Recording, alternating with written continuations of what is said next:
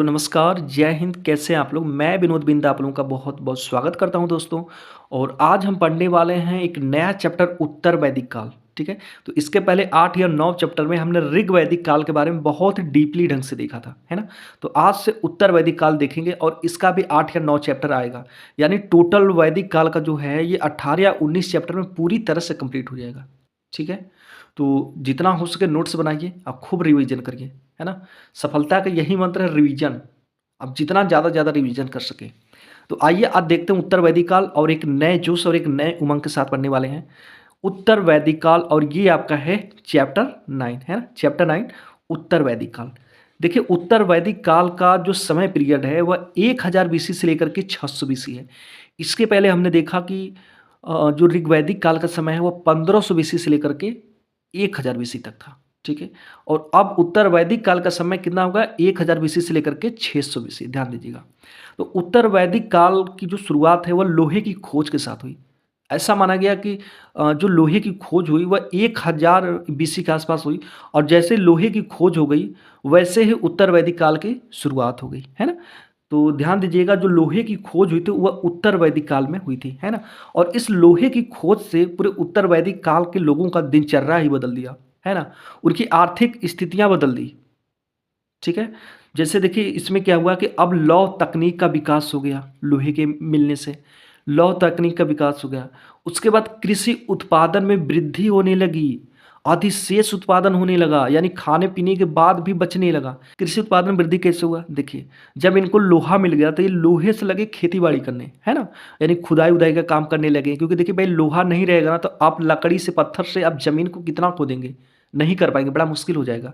तो जब इनके पास लोहा मिल गया तो ये उसको धारदार चीज़ बना करके फिर उसके बाद खुदाई उदाई करने लगे, ज़मीनों को खुदाई करने के बाद अपना जो भी है बीज बोने लगे, यानी इस तरह से कृषि करने लगे, है ना? कृषि करने में बहुत आसानी हो गई। आज ये जैसे जैसे अपना कृषि करेंगे भाई तो सिंपल सी बात है, थोड़ा सा मेहनत से तो अधिशेष उत्पादन होगा, है ना? यानी कि काफ़ी ज़्यादा उत्पादन होगा, काफ़ी ज़्यादा उत्पादन होगा, खाएंगे पिएंगे, अब एक्स्ट्रा भी बचने लग जाएगा। जब एक्स्ट्रा बचने लगेगा तो इसका मतलब वो व्यापार भी धीरे धीरे करने लग जाएंगे, है ना? आखिर एक्स्ट्रा बचेगा तभी तो एक दूसरे को बेच पाएंगे उसको। तो ये सारी चीज़ें होने लगी। तो जब कृषि उत्पादन में वृद्धि होने लगी, यानी कृषि करने लगे, तब अब इनमें स्थायित्व आ गया, है ना? स्थायित्व का मतलब कि जो पहले पशु चारण करते थे तो एक जगह से दूसरी जगह घूमते फिरते रहते थे, अब स्थायी होकर रहने लगे कृषि के कारण। क्योंकि भाई कृषि करना है आपको तो स्थायी रहना पड़ेगा। अब ऐसा तो है नहीं कि आप आपने कुछ बो दिया और बोने के बाद अपना निकल गए महीने, 2 महीने, 4 महीने, साल भर के लिए यहाँ वहाँ। आखिर आपको कृषि जहाँ पर आपने कृषि कार्य किया है, वहाँ पे तो रहना पड़ेगा ना, आना पड़ेगा ना। तो अब धीरे-धीरे स्थायित्व का विकास होने लगा, है ना? और इस तरह से ये लोग धीरे-धीरे ये पूर्व की ओर अग्रसर भी होने लगे, है ना? पूर्व की ओर अग्रसर का मतलब कि पहले ये लोग जिधर रहते थे सप्त सिंधु प्रदेश में, उधर से अब ये लोग धीरे-धीरे गंगा दोआब क्षेत्र में आने लगे। गंगा दोआब क्षेत्र का मतलब कि गंगा के आस-पास का क्षेत्र है ना? यानी कुरुक्षेत्र वाला जो जो दिल्ली के पास में कुरुक्षेत्र है, ये लोग इधर तक धीरे-धीरे आने लगे, ठीक है? और देखिए इस टाइम भी ब्राह्मण ग्रंथ, आरण्यक और उपनिषद लिखा गया, है ना? जैसे हमने पढ़ा कि ऋग्वैदिक काल में भी ब्राह्मण ग्रंथ, आरण्यक, उपनिषद लिखा गया था, तो इस टाइम भी ब्राह्मण ग्रंथ, आरण्यक और उपनिषद लिखा गया था। देखिए ब्राह्मण ग्रंथ एक नहीं था, है ना? आरण्यक एक नहीं था, उपनिषद भी एक नहीं था, ये बहुत सारे थे, है ना? ब्राह्मण ग्रंथ 2-2 3-3 था, आरण्यक भी 2-2 3-3 था, उपनिषद तो कई सारे थे। तो ऐसा तो है नहीं कि सारे के सारे ऋग्वैदिक काल में लिख दिए जाएंगे, है ना? एक ही साथ, ऐसा तो है नहीं। भाई बारी-बारी से ही तो लिखा जाएगा ना। तो बहुत सारे ये जो ग्रंथ हैं ऋग्वैदिक काल में भी लिखे गए और बाद में उत्तर वैदिक काल में भी लिखे गए, है ना? उसके बाद है उत्तर वैदिक काल के जानकारी का स्रोत। जैसे मैं अभी आपको बता रहा हूँ कि लोहे की खोज होने के बाद कृषि में ये लोग ध्यान देने लगे, स्थायित्व आ गया इनके जीवन में, स्थायी रहने लगे, ठीक है ना? कृषि करके फिर उसके बाद खाने पीने के बाद भी बचने लगा। तो ये सारी चीज़ें जो हैं ये कहाँ से पता चल रही है? तो देखिए यहाँ पर इस चीज़ के जानकारी का जो स्रोत है 2 चीज़ है। एक तो साहित्य है, यानी ग्रंथों से हमें पता चल रहा है। कौन-कौन से ग्रंथ हो? ब्राह्मण ग्रंथ, आरण्यक, उपनिषद, वेद, इन सारी चीज़ों से पता चल रहा है। और दूसरा उत्खनन से, है ना? यानी खुदाई करने पर कुछ चीज़ें ऐसी प्राप्त हुई जिनसे पता चल सका कि हाँ, ये उत्तर वैदिक काल में ये चीज़ें होती थी, ये चीज़ें नहीं होती थी। तो ये सारी चीज़ें हैं, ठीक है? और उसके बाद देखिए सतपथ ग्रंथ में विदेत माधव की कथा है। इसमें ये बताया गया है कि विदेत माधव ने वैश्वानर अग्नि को, किसको? वैश्वानर अग्नि को अपने मुख में धारण किया था और वैश्वानर अग्नि ने मुख से निकल करके पृथ्वी पर छलांग लगा दी। और जब पृथ्वी पर छलांग लगाया तो ये पूरब की तरफ निकल पड़ा, है ना, पूरब की तरफ चल पड़ा। तो जब ये पूरब की तरफ गया तो सारी नदियों को सुखाते हुए, लेकिन एक नदी थी सदा नीरा नदी, ये सदा नीरा नदी को नहीं सुखा पाया। ठीक है ना, ध्यान दीजिएगा। और सदा नीरा नदी किसको बोलते हैं, तो गंडक नदी को कहते हैं। देखिए उस समय तक, मतलब उत्तर वैदिक काल तक, जो आर्य हैं सदा नीरा तक पहुंच गए थे। ठीक है, सदा नीरा नदी तक, यानी गंडक नदी की बात कर रहा है।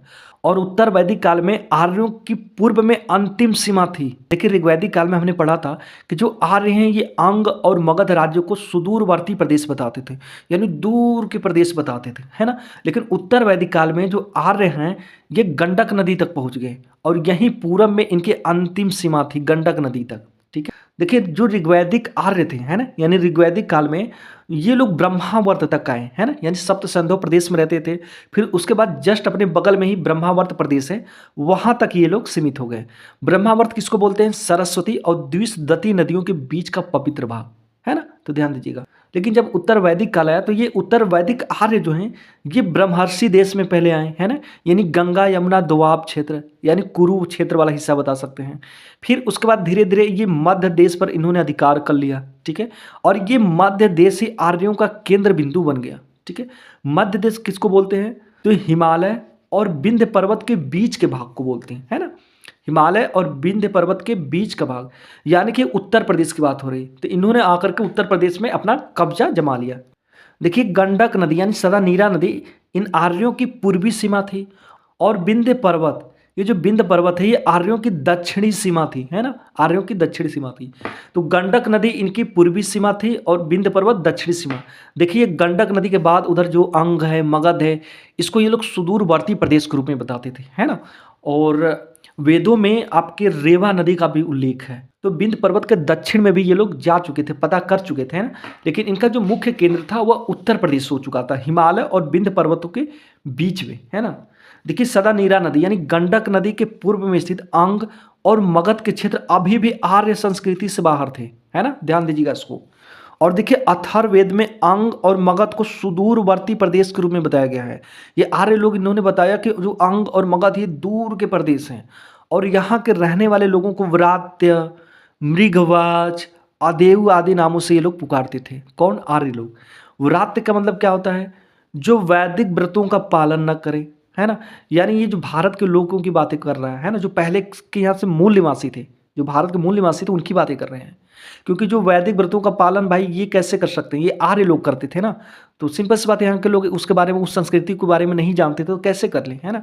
तो व्रात्य वो इसीलिए बोला जाता था कि जो वैदिक व्रतों का पालन न करे। मृगवाच किनको बोला जाता था, तो जो प्राकृतिक भाषा बोलते थे। ठीक है, अदेवी किसको बोला जाता था, तो जो वैदिक देवताओं में आस्था नहीं रखते थे, है ना। तो इसलिए आर्य लोग व्रात्य, मृगवाज, अदेव इन लोगों को बोला करते थे। ठीक है, देखिए सतपथ ब्राह्मण में रेवा नदी यानी नर्मदा नदी का भी उल्लेख है। देखिए जब आर्यों ने सदा नीरा नदी को पार करके अंग और मगध पर भी अधिकार कर लिया तो आर्यों का समूचे भारत पर अधिकार हो गया, है ना, यानी पूरे उत्तर भारत पर इनका अधिकार हो गया।